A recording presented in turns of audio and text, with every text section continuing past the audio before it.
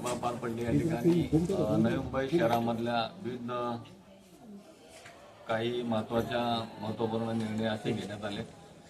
यामध्ये काही सेवानिवृत्ती संदर्भामध्ये पदसंख्या भरण्यासंदर्भामध्ये विशेष चर्चा झाला। त्याच्याबरोबर काही ठिकाणी शहरामधल्या अनेक विविध नागरिक कामांच्या संदर्भामध्ये मंजुरी देण्यात आली। आणि आपल्याला माहित आहे की जशी या ठिकाणी सर्व कमिटी म्हणजे महापालिका अस्तित्व म्हणजे ज्या पद्धतीनं इलेक्शन झाल्यानंतर सर्व लोकप्रतिनिधी या ठिकाणी शहरामध्ये प्रत्येकाने आपापल्या वार्डमधल्या समस्या या ठिकाणी सांगतात की मग ते गार्डन असो, फुटपाथ असो किंवा अन्य सर्व ज्या लोकांच्या समस्येच्या संदर्भामध्ये असणाऱ्या सर्व वार्डमधल्या कामाच्या संदर्भामध्ये आज चांगल्या पद्धतीनं आज चर्चा झाली। त्याचबरोबर विषयाला मंजुरी देखील देण्यात आली। त्यामुळं शहरामधल्या सर्व नागरिकांना चांगल्या पद्धतीनं नवी मुंबई महानगरपालिकेच्या वतीने सुखसुविधा देण्याचं काम या सर्व सदस्यांच्या माध्यमातून होणार आहे, असं या ठिकाणी मी आपल्याला सांगितलं। किती कोटींची काम मंजूर झालेली आहे? आज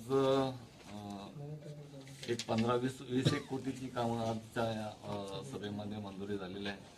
आणि काही या ठिकाणी आपण पाहताय की मुदतवाढ काही आता समजा स्मशानभूमीच्या संदर्भामध्ये देखील आपण 3-4 प्रस्ताव आपल्या याच्यामध्ये आहेत। त्या संदर्भामध्ये आपण चांगल्या पद्धतीनं या नवी मुंबई शहरामधल्या प्रत्येक घटकांमधल्या नागरिकाला न्याय मिळण्याकरता सर्व समावेशक असणाऱ्या सर्व सुखसुविधा मिळाल्या पाहिजेत म्हणून या संदर्भात आपण आज काही निर्णय घेण्यात आलेले आहेत।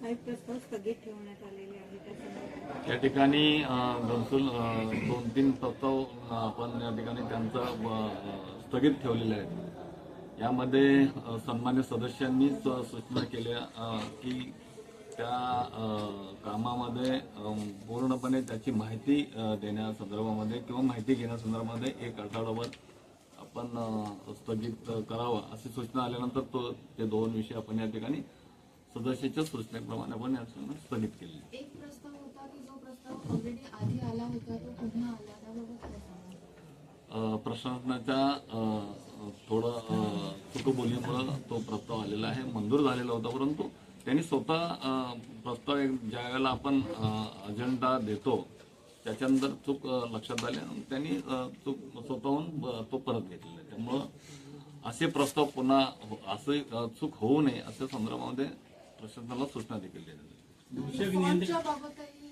काही सदस्यांनी प्रश्न उपस्थित केला की फॉन्ट दिसत नाही, अक्षर दिसत नाही। साहजिक आहे, सन्मान्य सदस्य पाटीलताई यांनी या ठिकाणी सूचना मांडली की आपला जे अजेंडा आपण देतोय त्याचा जो फॉन्ट आहे तो थोडासा मोठा करण्यात यावा की जेणेकरून सर्व सदस्यांना त्याचं स्पष्टीकरण स्पष्ट मराठीतून दिसेल असं या पद्धतीनं तो छापाई करण्यात यावा आणि देण्यात यावा।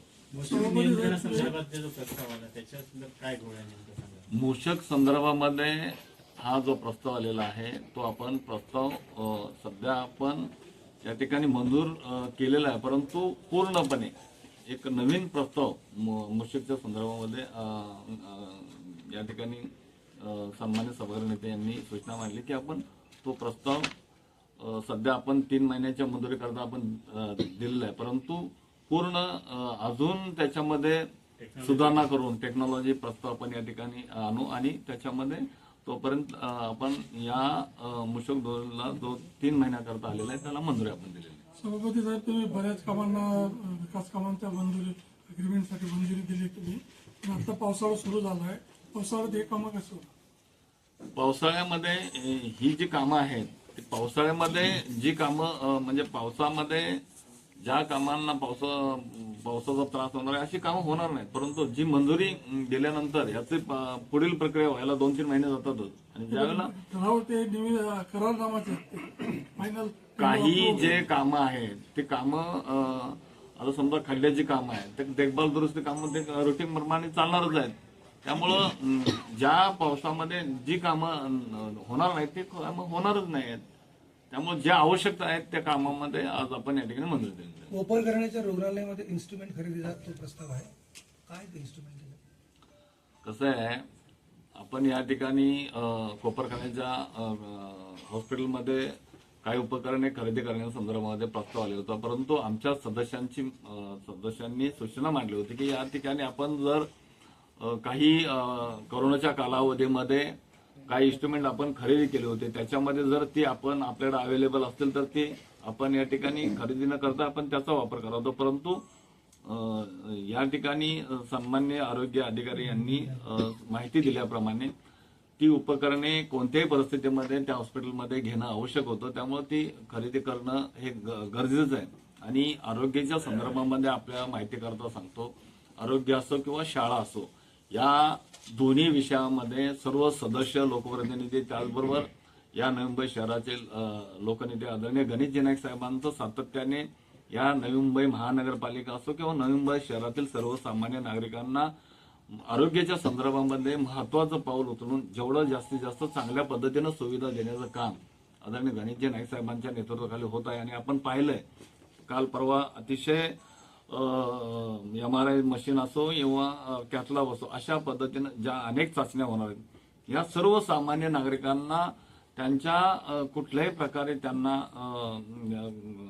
इतर खासगी हॉस्पिटलमध्ये जो खर्च येत होता त्यापेक्षा पूर्णपणे या महापालिकेच्या माध्यमातून त्यांना सुविधा मिळावी आणि स्वस्त दरात मिळावी अशा पद्धतीने महापालिका या आरोग्य संदर्भामध्ये जास्त गंभीर आहे असं म्हणायला लागेल. 100% महापालिका आरोग्य आणि शाळांच्या म्हणजे शिक्षणाच्या बाबतीमध्ये महापालिका नक्कीच या ठिकाणी चांगल्या पद्धतीनं जास्तीत जास्त लक्ष देऊन या ठिकाणी त्यांना जो काही म्हणजे नवी मुंबई नागरिकांना करदात्यांना जो काही त्रास होणार होता, म्हणजे इतर ठिकाणी जाऊन पैसे खर्च करणे वगैरे, तो आता तुमच्या या सगळ्या धोरणांमुळे थांबेल असं म्हणायला लागेल. 100% आपण नवी मुंबई महानगरपालिकेच्या क्षेत्रामध्ये राहणाऱ्या सर्व सामान्य नागरिकांना आरोग्य सुविधा अतिशय चांगल्या दर्जेदार सुविधा मिळणार आहेत आणि त्यांना पैसे खर्च लागणार होते ते या ठिकाणी थांबणार नक्की.